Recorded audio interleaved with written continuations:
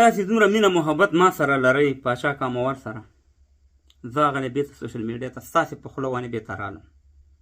تقریبا 2 جمعې څه کم 2 جمعې مخکې ما یو ویډیو کړی او ما ویل چې زه به سوشل میډیا کې نه راځم نور، او دا زما اخرنۍ ویډیو ده، ځکه زموږ د حکومت یا زموږ د وخت واکداران زموږ خبرې نه اوري، د ولس خبره نه اوري. د هغې نه وروسته چې هغه ویډیو ما په خپل فیسبوک کې دلته شیر کړه، تقریبا 14 لکو خلکو وکتله، په زرهاو کمنټونه پرې راړه، 4.5 کمنټونه دي موجود دي. دغه شانې په ټیک ټاک کې مې شیر کړه، نورو خلکو شیر کړه، او د ډېرو خلکو دا غوښتنه وه، د ډېرو افغانانو پښتنو که په لر کې که په بر کې، چې ته بېرته سوشل میډیا ته راشه.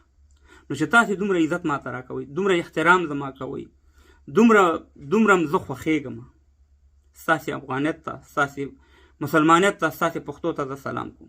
نن چې په سوشل میډیا کې زما کوم عزت دی، دا یوازې نه دی پاچا کامور نه، دا ما ته الله را کړی او نه تاسې ما ته را کړی. او کله چې ما اخرنۍ ویډیو کوله هم، نو ما دا ویلي که ستاسې خوښه وي زه به سوشل میډیا پرېږدم او زه به نور سوشل میډیا ته نه راځم. خو چې د کومې ورځې نه ما سوشل میډیا پرېښې ده، په واټساپو کې، په مسنجر کې، په ټیک ټاک، په انباکس کې، همداسې په شخصي کې، تر دې پورې ملګرو راته ویل چې په جرګه باندې درځو، ستا کور ته درځو او تا ته صاحب مهربانه زاري منت کوو چې ته په سوشل میډیا مه پرېږده. خو زه هغه شخص یم افغانان ورونو چې زه به کله خپل ایمان خرڅ نه کړم. د کوم ځای نه مې چې مبارزه بس کړې وه، همغه ځای نه به یې شروع کوم. زه هېڅکله یو سیټ نه هلم، دا خبره صفا کوم، زه هېڅکله خپل ضمیر نه خرڅوم. خلک دې کوشش نه کوي چې زما ضمیر یا زما مبارزه په بیه باندې واخلي. زه همیشه د ملت سره ولاړ یم، زه همیشه د افغانستان ملي ګټو ته ژمن یم. زه هېڅکله د یو قصه کې هم نه یم. تاسې کتلي په جمهوریت کې هم په جمهوریت باندې به مې نیوکې کولې، په طالب باندې به مې کولې، ځکه زما غوښتنه د دواړو نه دا وه چې یو مشترکه حکومت جوړ کړي، د افغانستان جوړ کړي، د افغانستان سره مه ورانوئ. زموږ طالب سره څه دغه دښمني ده سره، خو دا نیوکې هم چې کولې او مهربانه موږ ته به یې زور راکړو چې ولې جنګ کوئ، ولې سره یو بل سره وژنئ.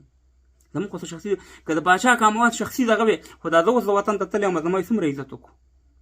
ستاسې یو ویډیو ستاسې ثبوت کوي چې دا کوم خلک زما په خلاف باندې منفي پروپاګانډه کوي چې زه تللی یم افغانستان ته ما د طالب صفت کړی. یو ویډیو ثبوت کړي، صرف مې دا ویل چې افغانستان ښایسته دی، راشئ افغانانو ورونو خپل افغانستان وګورئ، خپل مور پلار کلی ولس هم وګورئ، او افغانستان کې امن دی، او په دې کوم شک نشته دی.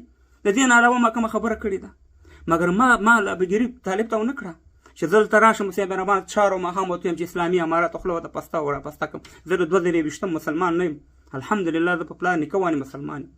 د طالبانو چې دا نظام نه راغلی هم مسلمان یم.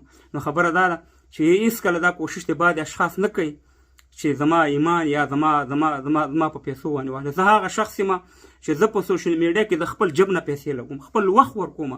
دا 2 جمعې څه کم 2 جمعې چې سوشل میډیا نه خوم، ته یقین وکړه چې خپل کاروبار ته مې، خپل ژوند ته مې مخه وه. خو ستاسې په غوښتنه، ستاسې د انتهایي مینه چې ما سره لرئ، شدیده مینه او دومره احترام ماته کوئ، زه مجبوره کړم چې بېرته رالم. یعنې په ټیک ټاک کې خلک د شپې په زرهاو ډالر ګټي، دا کار زه هم کولی شم، خو ما دپاره اسلامیت، افغانیت، عزت چې دی، ما دپاره هر څه دی. ما دپاره تاسې اساس دی، ځکه تاسې چې زه یم، تاسې چې زما د عزت کې ګرد کې، الحمدلله په اوچتو سترګو ګرځم، خلک مې عزت کوي، خلک مې احترام کوي. دا ټول ستاسې د مینه وجه ده، ستاسې تشویقول دي، ستاسې زما ویډیوګانې تاسې ښه کمنټونه کوئ. نو زه به هېڅکله هم ستاسې دا مینه یېره نه کوم، او هېڅکله به تاسې خرڅ نه کوم. هېڅکله د 2 روپو سړی به درته په ټیک ټاک باندې به درته راشي، صاحب مهربانه په ټیک ټاک باندې به درته راشي، او صاحب مهربانه پوښتنې به درنه کوي، ویډیوګانې به درپسې ډکوي، کنځلې به درته وایي، بدې ردې به درته وایي. د 2 روپو سړی، خو هغه ستاسې لپاره تېروم، د دې ملت لپاره تېروم، او د دې ملت لپاره به انشاءالله زما مبارزه جاري وي. زنده باد ته وایي تاسې، زه بیا رالم، الله دې وکړي چې تاسې خوشحاله شوي یاستئ. زنده باد ته وي ټول افغانان. خدای په امان.